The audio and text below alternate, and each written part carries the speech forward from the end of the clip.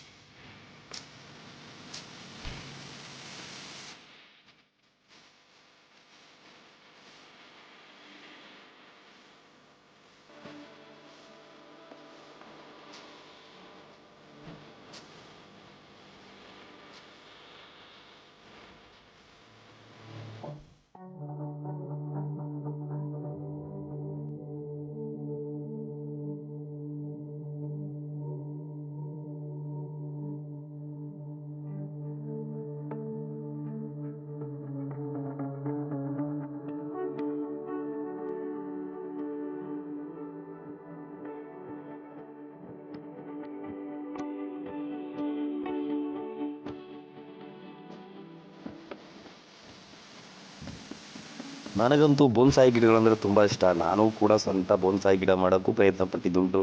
ಸಫಲ ಆಗಲ್ಲ, ಕೆಲವು ಕಾರ್ಯರೂಪಕ್ಕೆ ಇನ್ನೂ ಬರೋಕ್ಕೆ ಸಮಯ ಹಿಡಿತಾ ಇದೆ, ಮಾಡ್ತಾ ಇದ್ದೀನಿ. ತುಂಬ ಖುಷಿ ಕೊಡುತ್ತೆ ಗಿಡ ಬೆಳೆಸೋದು. ಇದೊಂದು ಹವ್ಯಾಸದ ಥರ ಇಟ್ಕೊಂಡಿದ್ದೀನಿ ನಾನು.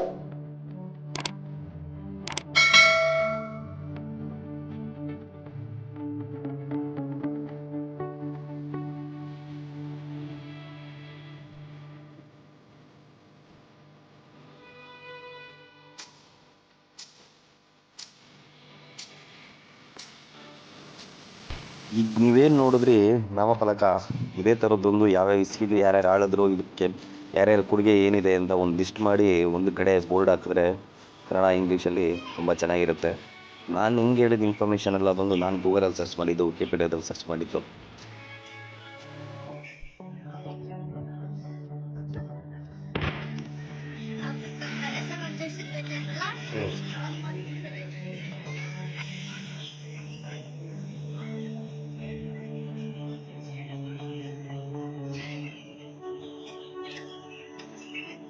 ಈಗ ನೀವೇನು ನೋಡ್ತಾ ಇದ್ದೀರಾ ನಾಗರಕಲ್ಲು ಮತ್ತು ಬಸವ, ಇದೆಲ್ಲ ಉತ್ಖನನ ಆಗ್ಬೇಕಾದ್ರೆ ಇಲ್ಲೇ ಎಲ್ಲೋ ಸಿಕ್ಕಿರುತ್ತೆ.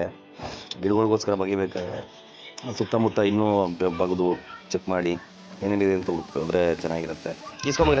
ಈಸ್ಕೊ ನೆಲ್ಲಿಕಾಯಿ ಅಂದರೆ ನನಗಂತೂ ತುಂಬ ಪ್ರಾಣ. ಅಷ್ಟೇ ನೆಲ್ಲಿಕಾಯಿಗೆ ಒಂದು ಇಡೀ ನೆಲ್ಲಿಕಾಯಿ 30 ರೂಪಾಯಿ ತಗೊಳ್ಳೋ ಆಂಟಿ, ಅವ್ರಿಗೊಂದು ಜೀವನ ಆಧಾರ.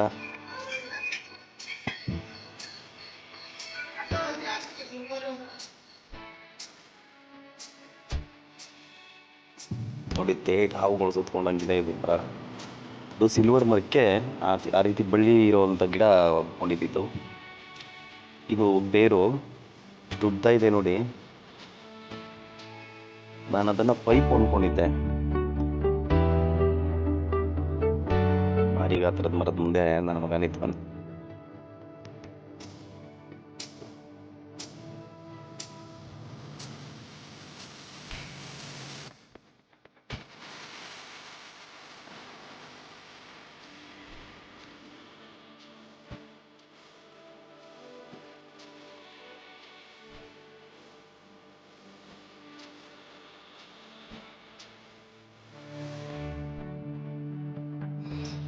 ಇದಂತೂ ನನಗೆ ತುಂಬಾ ಆಶ್ಚರ್ಯ.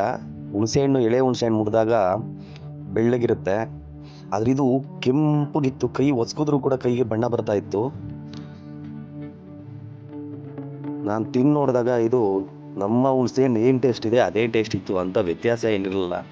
ಹುಣಸೆ ಮರನೇ, ಎಲೆ ಮರ ಎಲ್ಲ, ಕಾಂಡ ಎಲ್ಲ ಒಂದೇ ಥರ ಇದೆ, ಬಣ್ಣ ಮಾತ್ರ ಕೆಂಪು ರಕ್ತದ ಬಣ್ಣ ಇತ್ತು. ಸ್ವಲ್ಪ ಹುಳಿ ಜಾಸ್ತಿನೇ ಅಂತ ಹೇಳ್ಬೋದು.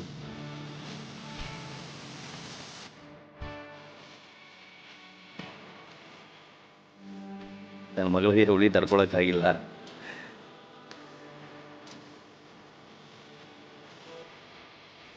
ಅರಾರ ಹಣ್ಣು ಅಂತ ಈಗ ನೀವು ನೋಡಿದ್ದು ಅರಾರ ಕಾಯಿ ಮರ ಅಂತ, ಇದು ನಮ್ಮ ದೇಶದ್ದಲ್ಲ, ಮತ್ತೆ ತಿನ್ನುವಂಥದ್ದಲ್ಲ.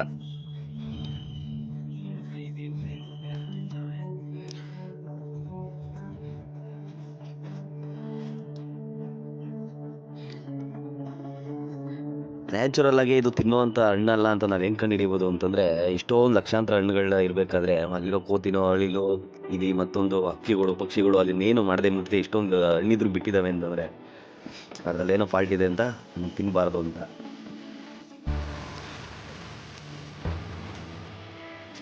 ಕೆಳಗಿದಾಗ ಒಂದು ಉಪ್ಪು ಬಿತ್ತು ಕಾಯಿ ತಲೆ ಮೇಲೆ ಬಿದ್ದಿದ್ರೆ ಏನು ಗತಿ, ಕಮ್ಮಿ ಇದ್ರೂ ಒಂದು 10 kg ಇದೆ.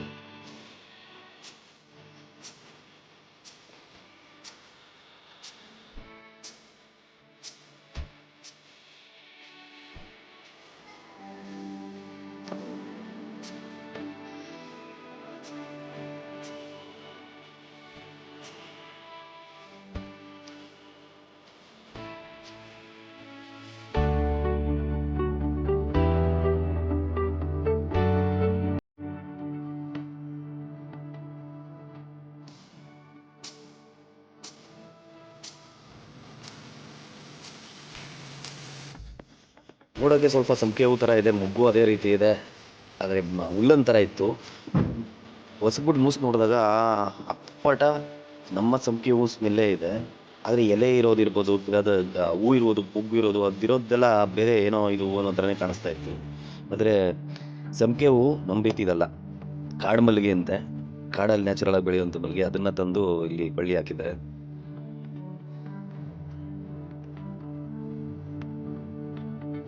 ಇದಂತೂ ರಾಕ್ಷಸ ಗಿಡ ಅಂತಾನೆ ಹೇಳ್ಬೋದು. ಮೈ ತುಂಬ ಮುಳ್ಳುಗಳೇ, ಏನು ಅಷ್ಟು ಮುಳ್ಳು ಅಂತಂದರೆ ಗೊತ್ತಿಲ್ಲೇ ಒದ್ಕೊಬಿಟ್ರೆ ನಮ್ಮ ಕತೆ ಅಷ್ಟೇ. ಅಷ್ಟು ಮುಳ್ಳು ಕೂಡ ಅಷ್ಟೇ ಸ್ಟ್ರಾಂಗ್ ಆಗಿತ್ತು. ಕಾಯಿ ಬೇರೆ ಇತ್ತು, ಕಿತ್ತಿ ಹೊಸ್ಕೊಂಡು ನೋಡಿದೆ, ಜೆಲ್ ಥರ ಇತ್ತು, ಏನು ಅಂತ ಗೊತ್ತಾಗಿಲ್ಲ, ಸ್ಮೆಲ್ ಏನಿರಲಿಲ್ಲ.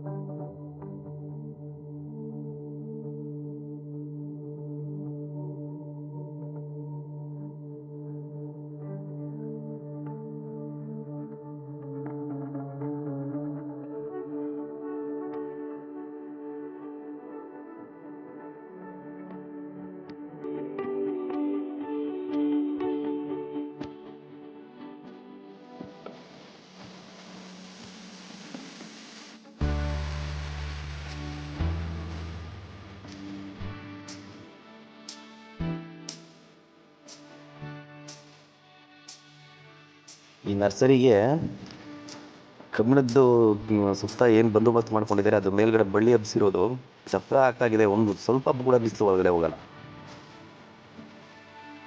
ನಾವು ಊರಲ್ಲೆಲ್ಲ ನೋಡಿರ್ತೀವಿ ಮಂದಾರ ಪುಷ್ಪ ಅಂತ, ಬೇರೆ ಬೇರೆ ಕಲರಲ್ಲಿ ಇರುತ್ತೆ, ನೋಡಿರ್ತೀರ ಅನ್ಕೊಂತೀನಿ. ತುಂಬ ಬ್ಯೂಟಿಫುಲ್ ಆಗಿರುತ್ತೆ ಅದು. ಬೈಂದೆ ಮರ ಅಂತ ಕೆಲವು ಕಡೆ ಅದರಲ್ಲಿ ಎಂಡ ಕೂಡ ಬಿಡ್ತಾರೆ. ಇದೂ ಅದೇ ಮಂದಾರ ಪುಷ್ಪನೇ, ಅದೇ ಬೇರೆ ಕಲರು, ಬೇರೆ ಜಾತಿ, ಕೆಂಪು ಮಂದಾರ.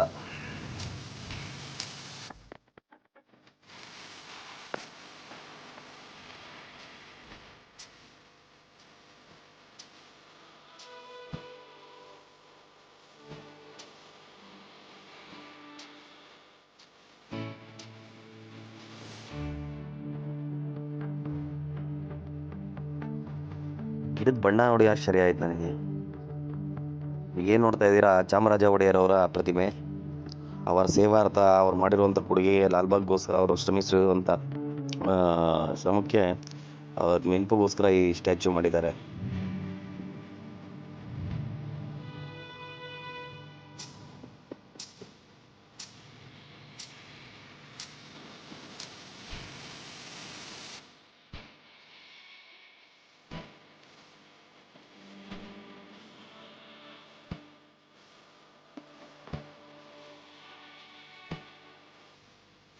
ವಿಡಿಯೋ ಇಷ್ಟ ಆಗಿದ್ರೆ ದಯವಿಟ್ಟು ಲೈಕ್ ಮಾಡಿ, ಶೇರ್ ಮಾಡಿ, ಸಬ್ಸ್ಕ್ರೈಬ್ ಮಾಡಿಲ್ಲ ಅಂದರೆ ಸಬ್ಸ್ಕ್ರೈಬ್ ಮಾಡಿ. ಇನ್ನೊಂದು ಸ್ವಲ್ಪ ತೋರಿಸೋದಿದೆ, ಪಾರ್ಟ್ 3ನಲ್ಲಿ ಸಿಗ್ತೀನಿ. ಅದಾದ ನಂತರ ಬೇರೆ ವಿಡಿಯೋ